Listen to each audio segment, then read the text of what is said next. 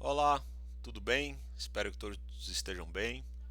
Eu sou o Igor Studart Medeiros, professor do Departamento de Biomateriais e Biologia Oral da Faculdade de Odontologia da USP. Estamos aqui para mais uma videoaula. Hoje abordaremos o assunto de hoje será sobre elastômeros, as características gerais de interesse para o clínico. Muito bem. No conteúdo da aula abordaremos características como facilidade de manipulação, tempo de trabalho de presa, poder de cópia, facilidade de remoção da boca, a resistência ao rasgamento e recuperação elástica, a estabilidade dimensional, a compatibilidade com o material para modelo e a possibilidade de múltiplos vazamentos. Muito bem. Insisto que abordaremos essas características especificamente com relação aos elastômeros, polissulfetos e silicones de condensação, que são dois materiais que polimerizam por condensação, e silicone de adição e poliéter, que são dois materiais que polimerizam por adição. Muito bem. Quanto à facilidade de manipulação, ela está fortemente vinculada ao modo de mistura. Aqui eu comparo a mistura manual, feita com espátula e placas ou papel, e a automistura, o sistema de automistura, que é com cartuchos, e esse sistema do tipo pistola. Né? Nesse sentido, a automistura é muito mais fácil de manipular, porque você não tem preocupações aqui quanto ao proporcionamento, quanto à homogeneização e quanto ao tempo de trabalho, porque o material manipulado já é depositado diretamente na moldeira ou no preparo, e isso facilita bastante para o clínico. Então, quanto ao custo, a automistura é muito mais cara, então aqui só tem uma estrelinha para o automistura, porque o custo do dispositivo e do cartucho é muito maior do que o do material manual. Quanto ao proporcionamento, na automistura ele já tem um proporcionamento automático. Os êmbolos eles pressionam as duas seringas do cartucho, as duas áreas do cartucho da base do catalisador ao mesmo tempo. Isso faz com que o proporcionamento já seja correto na origem, né? Coisa que na mistura manual depende da colocação correta, do proporcionamento correto de uma pasta base com a pasta catalisadora feita pelo cirurgião dentista. A homogeneização já é garantida pelo sistema de hélice, o sistema de mistura na ponta misturadora no sistema de automistura, e ela depende também da habilidade no caso da mistura manual, depende da habilidade do cirurgião dentista.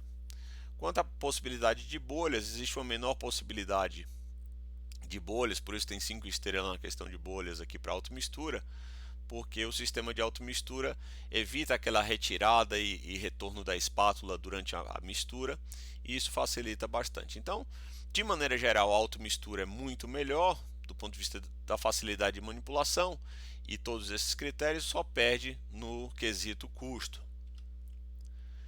Tempo de trabalho e tempo de presa. Antes de mais nada, é importante a gente saber o que é o tempo de trabalho e o que é o tempo de presa. O tempo de trabalho é aquele definido no início da mistura da pasta base com a pasta catalisadora até o momento de inserção na boca. Então esse aqui é o chamado tempo de trabalho. E o tempo de presa também tem seu início no momento em que a pasta base e catalisadora são misturadas e o seu final depois que o material é retirado da boca. Aqui nesse caso. Muito bem. Então, comparando aqui os materiais, nós temos que o tempo de trabalho do polissulfeto é muito mais confortável que os demais. No entanto, isso implica, infelizmente, num tempo de presa muito longo. Significa que o material precisa ficar na boca do paciente por um longo período antes da sua retirada. O silicone de condensação, adição e poliéter, em torno de 2 a 3 minutos de tempo de trabalho e de 4 a 6 minutos o seu tempo de presa, né?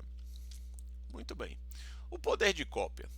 Quanto ao poder de cópia, nós podemos relacionar várias propriedades. Primeiro, a viscosidade.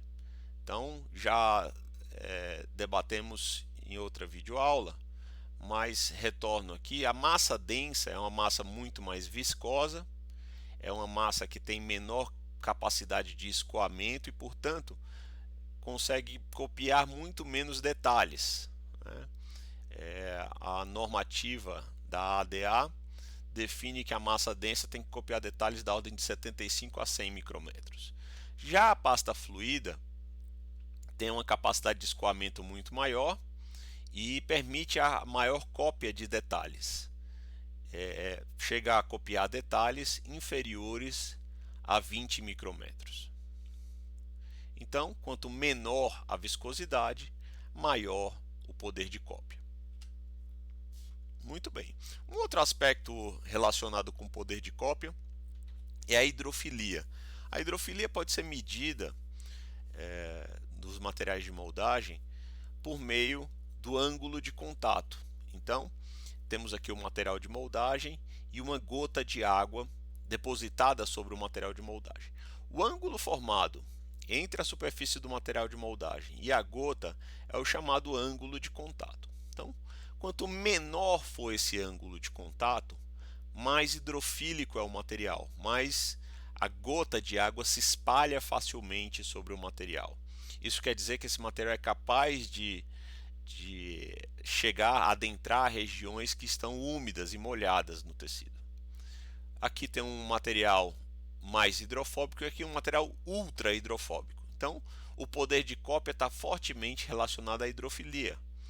Em muitas situações, o cirurgião dentista vai moldar um término de um preparo e aquele término está ligeiramente subgengival, situação em que às vezes tem fluido ali do sulco gengival que dificulta a moldagem, e o material hidrofílico ele tem maior facilidade em copiar essa região, embora a recomendação seja sempre secar ao máximo o campo que se quer moldar.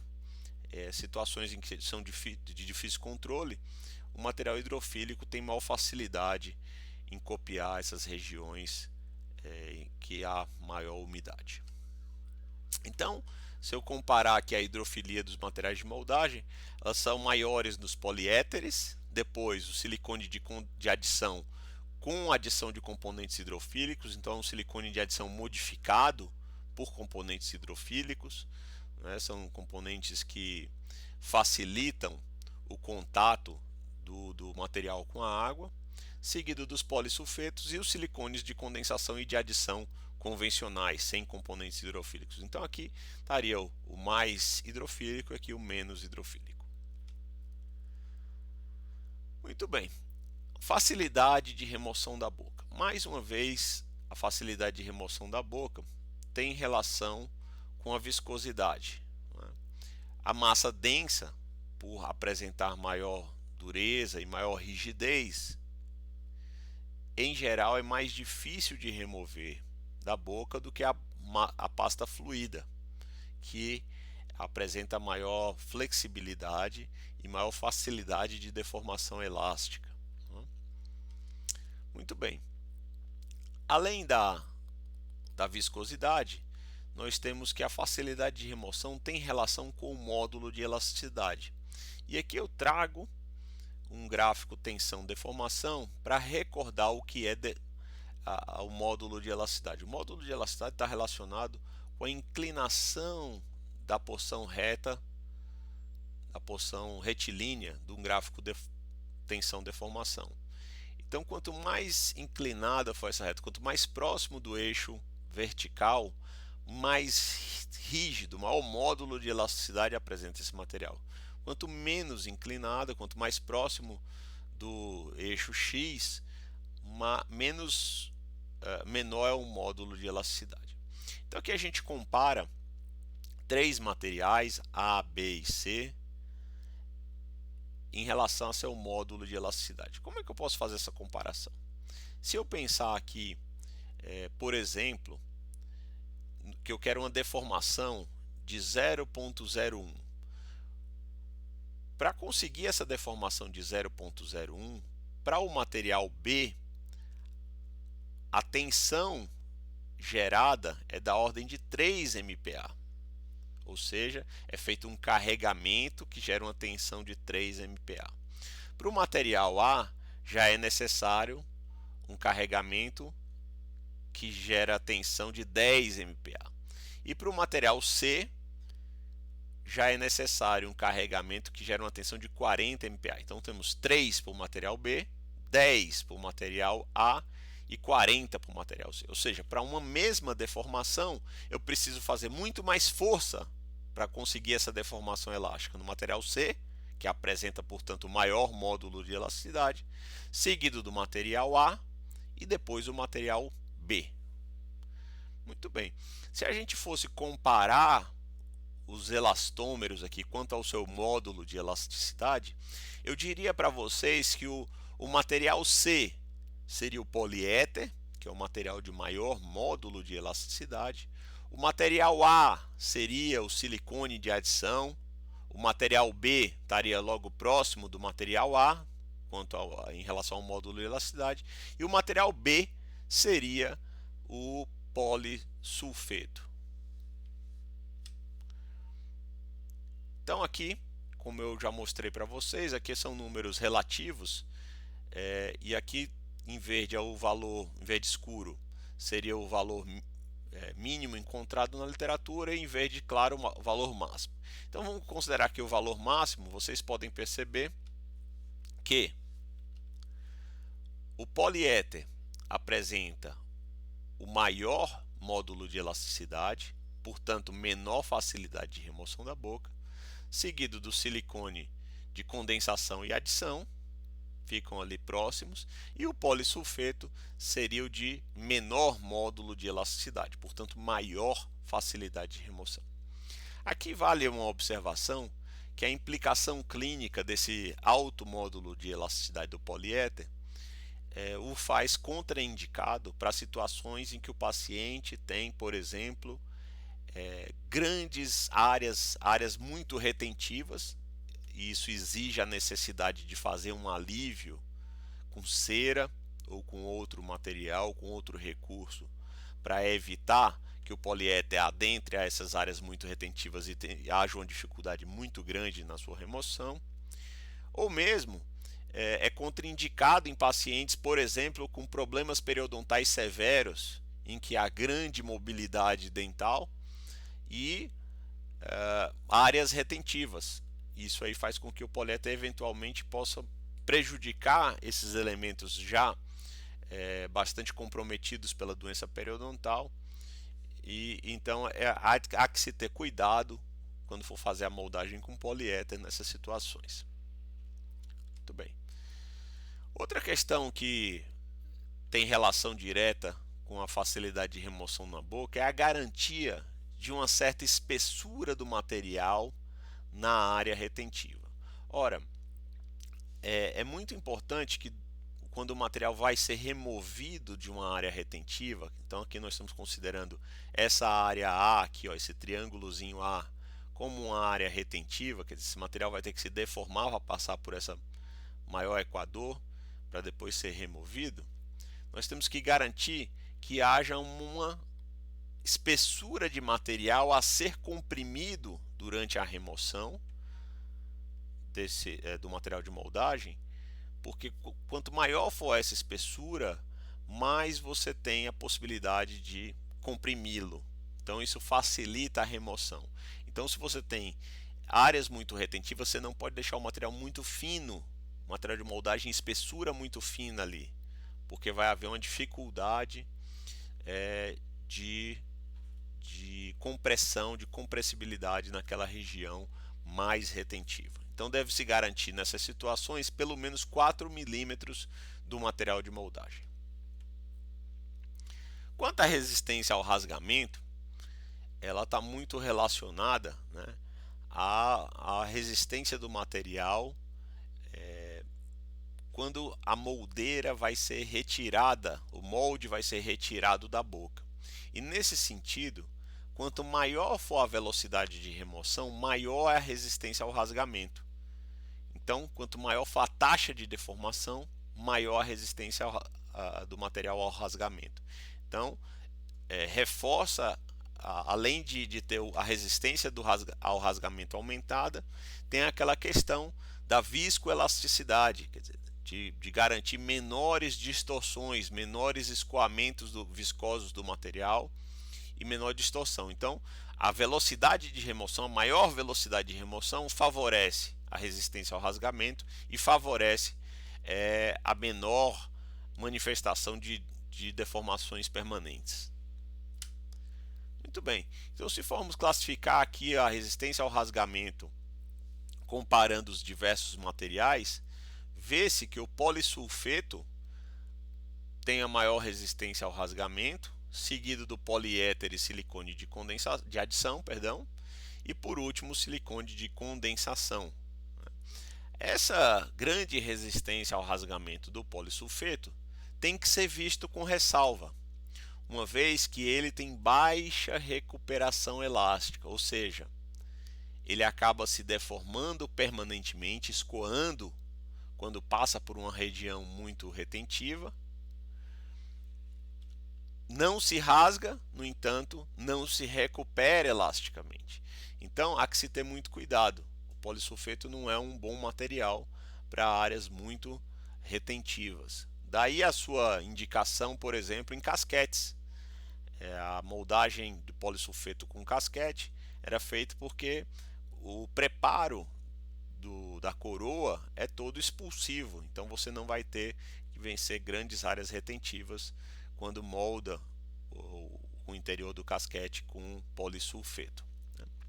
Muito bem, então voltando aqui à recuperação elástica, o silicone de adição é o que apresenta maior recuperação elástica, seguido do poliéter, exatamente esses dois materiais, que são materiais que polimerizam por adição.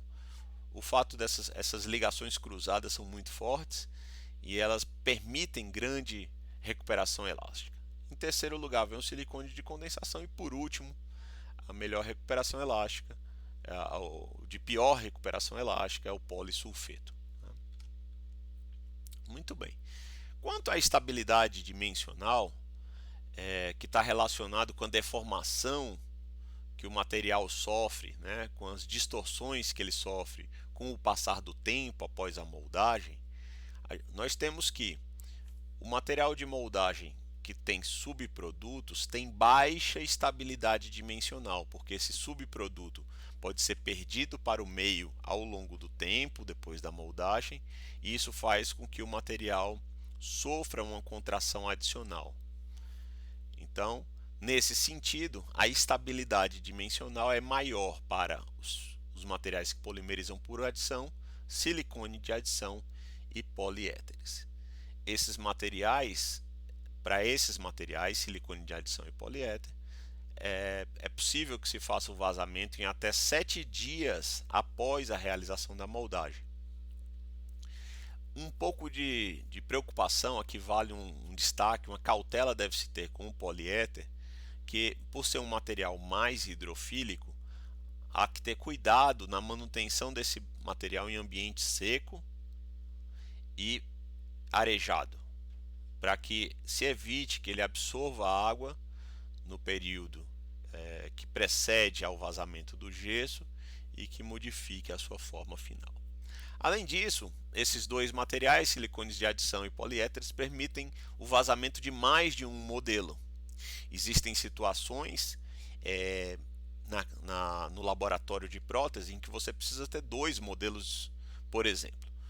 Quando se vai fazer uma peça em cerâmica, em algumas estratégias para a obtenção de peças cerâmicas, se tem que ter um modelo feito num material refratário que vai ao forno na hora da produção da peça cerâmica, e tem que ter um modelo de gesso que vai servir de prova de adaptação para essa peça. Então, nós temos que ter 2 modelos. Ao invés do protético ter que fazer uma moldagem do primeiro modelo de gesso, ele pode vazar um segundo modelo a partir do mesmo molde, desde que esse molde seja de silicone de adição ou de poliéter. Muito bem. Então, nesse sentido, e resumindo a nossa videoaula, falamos um pouco sobre a facilidade de manipulação, tempo de trabalho presa, poder de cópia, facilidade de remoção da boca e resistência ao rasgamento, recuperação elástica, estabilidade dimensional e possibilidade de múltiplos vazamentos dos nossos elastômeros. Muito obrigado pela paciência e pela compreensão até agora, e espero revê-los